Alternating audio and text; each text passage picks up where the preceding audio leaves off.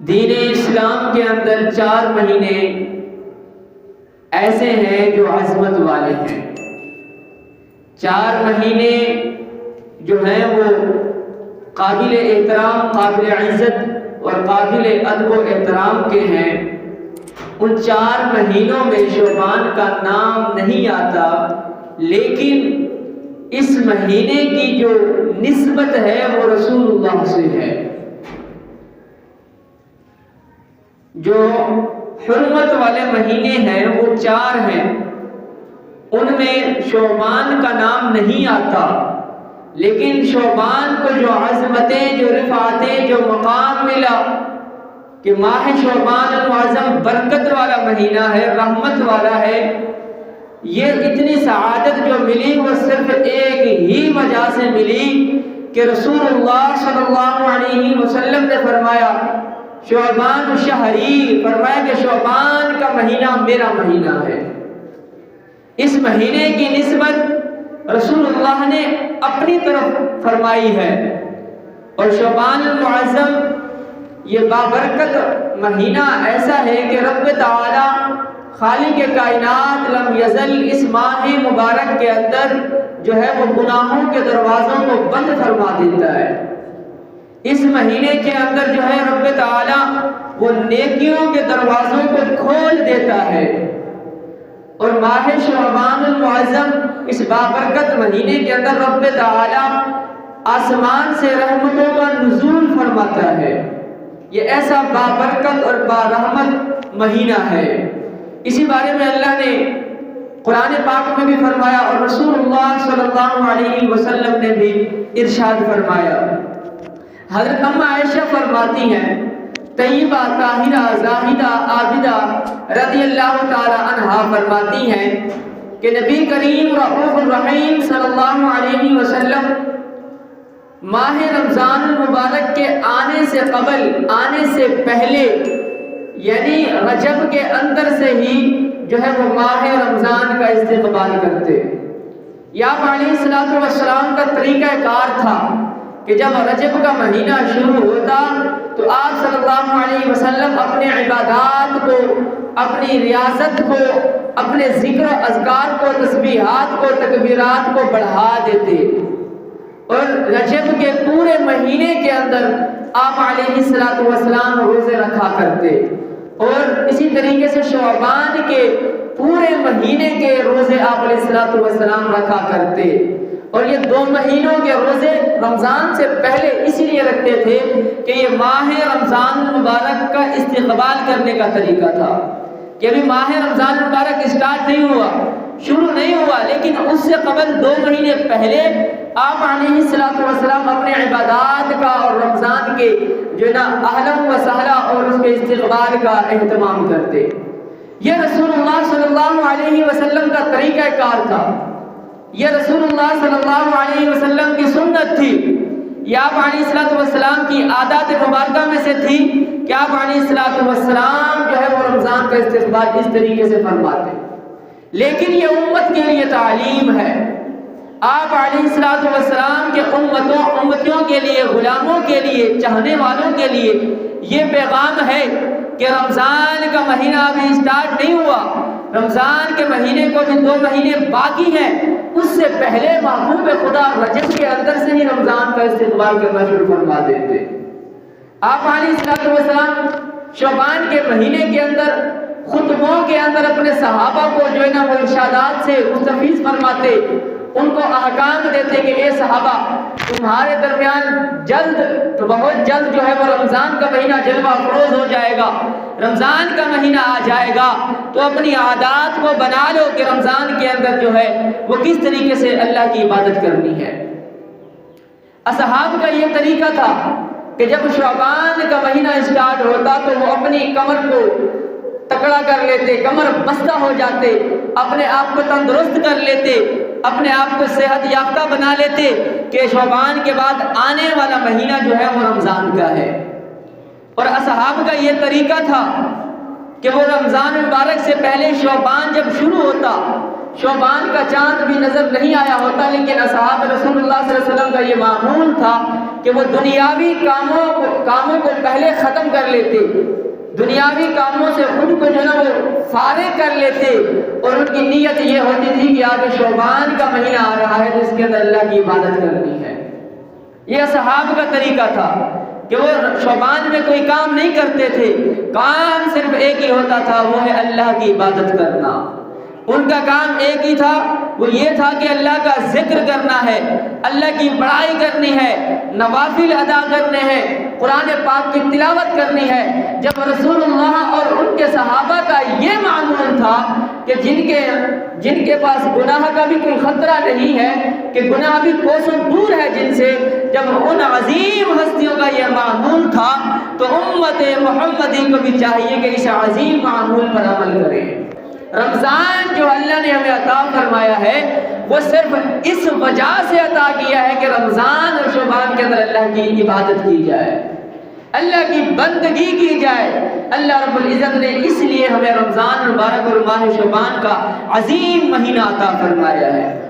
یہ ماہ شعبان المعظم یہ اللہ کی طرف سے امت محمدیہ کے لیے ایک عظیم تحفہ ہے۔ اللہ رب العزت نے اپنے محبوب کی امت کو کئی تحفوں سے نوازا ہے۔ کبھی شب معراج کی رات دے کے تحفہ عطا فرما دیا، کبھی اپنے محبوب کی امت کو شب برات جیسی رات جو ہزاروں مہینوں سے بہتر رات ہے وہ دے کر جو ہے انعام دیا، اور کبھی جو ہے وہ رجب کے جیسا مہینہ دے کے اپنے محبوب کی امت پہ انعام فرما دیا، اور پھر شعبان کے مہینے جیسا ہمیں جو ہے وہ مہینہ دے کے اللہ نے اپنے محبوب کی امت پر جو ہے انعام پر رحم فرما دیا ہے۔ آج ہماری امت جو ہے وہ شعبان المعظم کے فضائل، ماہ شعبان المعظم کے برکات اور حکمتوں سے وہ غافل ہے۔ ہمیں قرآن و حدیث کے اندر یہ حکم دیا گیا ہے کہ ماہ شعبان کی جو ہے وہ عزت کی جائے، اس کی پاسداری کی جائے، ماہ شعبان کا احترام کیا جائے، لیکن امت کو پتہ ہی نہیں ہے کہ ماہ شعبان شروع ہو چکا ہے تو ماہ شعبان کا کیا احترام کریں گے۔ ماہ شعبان المعظم یہ ایسا مہینہ ہے کہ کفار بھی اس کا احترام کرتے ہیں،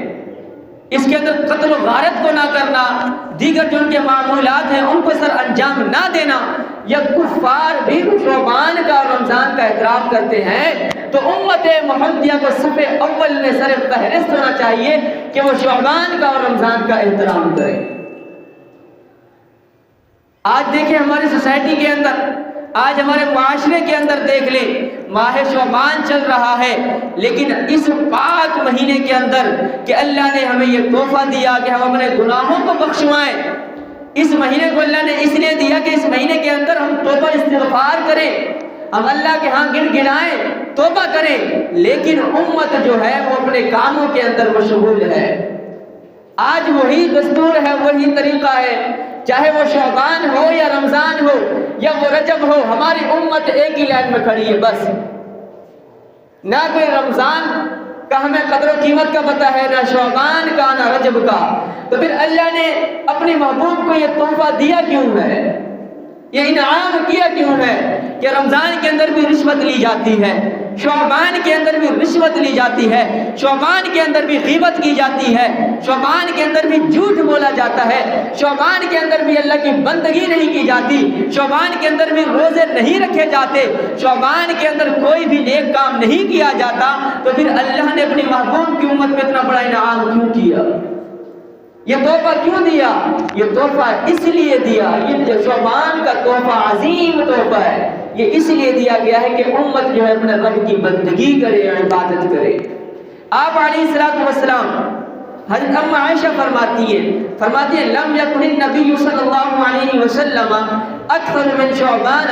فرماتی ہیں کہ آپ علیہ السلام سال کے 12 مہینوں میں سے سب سے زیادہ نفلی روزے شعبان میں رکھا کرتے تھے۔ آپ علیہ السلام معصوم عن الخطا ہیں، آپ معصوم ہیں، آپ سے کوئی احتساب یا آپ سے کوئی سوال بروز قیامت نہیں کیا جائے گا کہ آپ نے روزہ رکھا یا نہیں رکھا، نماز پڑھی یا نہیں پڑھی، محبوب خدا ہے، محمد رسول اللہ ہے۔ جب وہ نفلی عبادت کا اہتمام کر رہے ہیں تو امت کو چاہیے کہ اپنے نبی کی پیروی کرے۔ ماہ شعبان المعظم کے روزے رکھنے کی کتنی فضیلت ہے، ماہ شعبان میں نوافل پڑھنے کی کتنی قدر و قیمت ہے، آج ہمیں نہیں پتا۔ اگر دنیاوی لحاظ سے کسی بندے کو پکڑ کے بٹھایا جائے تو وہ بہترین طریقے سے ہماری رہنمائی کر سکتا ہے کہ میاں آپ ایسے کر لو کامیاب ہو جاؤ گے، میاں آپ ایسے کر لو کامیاب ہو جاؤ گے، یہ کاروبار کھول لو، یہ کام کر لو، فلاں چیز لے لو، کامیاب ہو جاؤ گے۔ لیکن ہمیں پتہ نہیں ہے تو عبادت کا پتہ نہیں ہے، ہمیں یہ پتہ نہیں ہے کہ اللہ کو راضی کیسے کرنا ہے، ہمیں یہ پتہ ہے کہ ہم نے لوگوں کو راضی کرنا ہے، لوگوں کے ہاں میں ہاں ملا کے جی کرنا ہے، ان کی باتوں کو ماننا ہے، لیکن پتہ نہیں ہے تو یہ پتہ نہیں ہے کہ محبوب خدا کا رب کیسے راضی ہوگا۔ ہمیں یہ پتہ نہیں ہے کہ ہماری پاک کلام کے اندر اللہ نے ہمیں کیا احکامات جاری فرمائے، ہمیں کن چیزوں کا حکم دیا گیا ہے، کن چیزوں سے ہمیں منع کیا گیا ہے، پتہ نہیں تو صرف ان چیزوں کا پتہ نہیں۔ آج صرف قرآن پاک کو ایک جو ہے نا کسی پارٹی کے اندر یا گھر کے اندر سجاوٹ کے لیے یا بیٹی کو جہیز دینے کے لیے ہم نے قرآن پاک رکھا ہے۔ بیٹی کی شادی ہوگی قرآن پاک دے دیں گے، اور بیٹی بھی ماشاءاللہ پھر اتنی قابل ہوتی ہے کہ شادی ہو جاتی ہے، قرآن پاک مل جاتا ہے تو پھر ایک کونے میں قرآن پاک کو رکھ لیا، جب 5 سال ہو جاتے ہیں تو پھر قرآن کو دیکھتے ہیں اس کو جو نا وہ دیمک نعوذ باللہ کھا چکا ہوتا ہے۔ آج ہمارے گھروں میں قرآن پاک جو نا وہ کھولا نہیں جاتا، آج ہمارے گھروں میں قرآن پاک کی صبح سویرے تلاوت نہیں کی جاتی، جب تلاوت نہیں کی جاتی تو پھر خیر برکت بھی نہیں۔ یہ تو عام دنوں کا روٹین ہے، لیکن جو ماہ مقدس مہینے ہیں ہمیں چاہیے کہ اس میں قرآن پاک کا مزید تلاوت کرنے کا اہتمام کریں، نماز روزے کا، نذر و نیاز کا، استغفار کا، تسبیحات کا، تکبیرات کا ہمیں اہتمام کرنا چاہیے۔ آج ہم سمجھتے ہیں کہ بس جو ہے وہ رمضان آئے گا، 2-4 روزے رکھ لیں گے، نماز پڑھ لیں گے، اس کے بعد ہمیں بخشش کا پروانہ مل جائے گا، ہمیں نجات کا پروانہ مل جائے گا۔ صاحب نجات کا یا بخشش کا پروانہ ایسے نہیں ملے گا، پہلے اس کے اوپر عمل کرنا ہوگا۔ آج ہمارے نوجوان کہتے ہیں کہ دیکھا جائے گا، بروز قیامت دیکھا جائے گا۔ بھئی اس وقت جب انبیاء بھی تھر تھر کانپ رہے ہوں گے، فرشتے بھی وہ کانپ رہے ہوں گے، ان کے اوپر لرزہ طاری ہوگی، ہر ایک نبی کہہ رہا ہوگا دوسرے نبی کے پاس جاؤ، اذهب الى غیری فلاں کے پاس جاؤ، تو اس وقت تم کیا کہو گے کہ دیکھا جائے گا؟ اس وقت ایک چیز دیکھی جائے گی، وہ ہے اعمال نامہ، ہمارے اعمال نامے کو دیکھا جائے گا۔ جب ہمارا دفتر نامہ ہی نیکیوں سے خالی ہوگا، گناہوں سے بھرا ہوگا تو کیا دیکھا جائے گا؟ پھر ہاں ہو سکتا ہے کہ اللہ کے غضب کو دیکھنا پڑے یا جہنم کی بھڑکتی ہوئی آگ کو دیکھنا پڑے، تو وہاں جو دیکھا جائے گا اس سے قبل ہمیں دنیا کے اندر اپنے اعمالوں کا متوازن اور اس کا محاسبہ کرنا ہوگا۔ یہ اللہ نے شعبان المعظم کا مہینہ دیا ہے، اس مہینے کے اندر آپ لوگ نیت کر لیں کہ اس مہینے کے اندر ہم نے نفلی روزے رکھنے اور شعبان کا احترام کرنا ہے۔ احترام کرنا کیسا ہے؟ جھوٹ سے، مکر سے، غضب سے اور حسد سے اپنے آپ کو محفوظ کر لینا، رشوت سے محفوظ کر لینا، غلط بیانی سے محفوظ کر لینا، چوری ڈاکے سے اپنے آپ کو محفوظ کر لینا، زنا سے اپنے آپ کو محفوظ کر لینا۔ یہ ہے شعبان کی تعظیم، یہ شعبان کی تعظیم ہے جو اللہ رب العزت نے اپنے محبوب علیہ الصلوۃ والسلام پہ نازل فرمایا۔ آپ علیہ الصلوۃ والسلام جو ہے وہ شعبان کے پورے مہینے کے روزہ رکھا کرتے۔ اسی طریقے سے حضرت عمار بن یاسر آپ علیہ الصلوۃ والسلام کہ جو نا پیارے صحابی، پیارے غلام عمار بن یاسر جلیل القدر صحابی، آپ کی ایک کنیز تھی۔ کنیز کا مطلب یہ ہے کہ آپ کی باندی جو آپ کی خدمت کیا کرتی تھی۔ تو عمار بن یاسر جو صحابی رسول ہیں، نبی کے غلام ہیں، تو ان کی باندی کہتی ہیں کہ عمار بن یاسر کا یہ طریقہ تھا کہ آپ پوری زندگی جو ہے وہ شعبان کے پورے روزوں کو رکھا کرتے تھے، رمضان کے اندر عبادت کا اہتمام کیا کرتے تھے۔ اور اسی طریقے سے حضرت سلمہ بن کفیل آپ فرماتے ہیں کہ یہ جو شعبان کا مہینہ ہے یہ اتنا پیارا مہینہ ہے، فرمایا کہ کانا یقال شہر شعبان، فرمایا کہ کہا جاتا ہے کہ شعبان کا مہینہ جو ہے شہر القرآن، فرمایا کہ یہ عظیم مہینہ قرآن پاک کی تلاوت کرنے کے لیے، یہ عظیم مہینہ ماہ شعبان کا مہینہ جو اللہ نے ہمیں دیا ہے وہ اس لیے دیا ہے کہ میرے محبوب کی امت اس مہینے کے اندر قرآن پاک کی تلاوت کرے۔ آج ہمارے بچوں کے اسکول پیپر ہوتے ہیں تو والدین کو بڑی ٹینشن ہو جاتی ہے، بڑے پریشان ہو جاتے ہیں کہ ہمارے بچوں کے امتحانات پیپر شروع ہو گئے، ان کی تیاری کروانی ہے، اور بھاگے ہوئے مسجد چلے آتے ہیں کہ امام صاحب ان کو 1 گھنٹے کی چھٹی چاہیے، ہمارے بچے قرآن پاک آدھا گھنٹہ پڑھیں گے۔ یہ پیپر کی تیاری کرنی ہے، امتحان کی تیاری کرنی ہے، اسکول کی تیاری کرنی ہے، تو ہمارے بچے قرآن پاک آدھا گھنٹے پڑھنے آئیں گے، اور اسکول کے پیپر کی تیاری کتنا وقت میں ہوگی؟ 5 گھنٹے اسکول میں پڑھیں گے، 3 گھنٹے ٹیوشن میں پڑھیں گے، 8 گھنٹے ہو گئے، 2 گھنٹے گھر میں پڑھیں گے، 10 گھنٹے جناب بچے گھروں میں بیٹھ کے اسکول کی تیاری کرتے ہیں، اور جب قرآن کی باری آتی ہے پڑھنے کی تو کہتے ہیں ہمارے بچوں کو آدھا گھنٹہ پڑھایا جائے۔ یہ آج ہمارے والدین کی یہ حالت ہے، کہتے ہیں کہ جی دنیا ہے، دنیا کو سنوارنا ہے، دنیا کو سنوارنے کے لیے اسکول کے پیپر دینے ہیں، بچے کا کامیاب ہونا لازمی ہے۔ میاں ہاں لازمی ہے، لیکن اسکول کے پیپر میں فیل ہو گیا تو چل جائے گا، لیکن بروز قیامت جو پیپر ہوگا اگر اس کے اندر بچہ ناکام ہو گیا تو پھر وہ جہنم کا ایندھن بن جائے گا۔ آج ہمیں اپنے بچوں کو قرآن کی طرف لانا ہوگا، اور بچہ قرآن کی طرف کب آئے گا؟ جب اپنے والدین کو دیکھے گا۔ اور ہمارے والدین جو بڑے احباب ہیں، جو والدین ہیں، اور جب خود ہی قرآن پاک کی تلاوت نہیں کریں گے تو بچے کہاں سے تلاوت کریں گے؟ اور یہ ماہ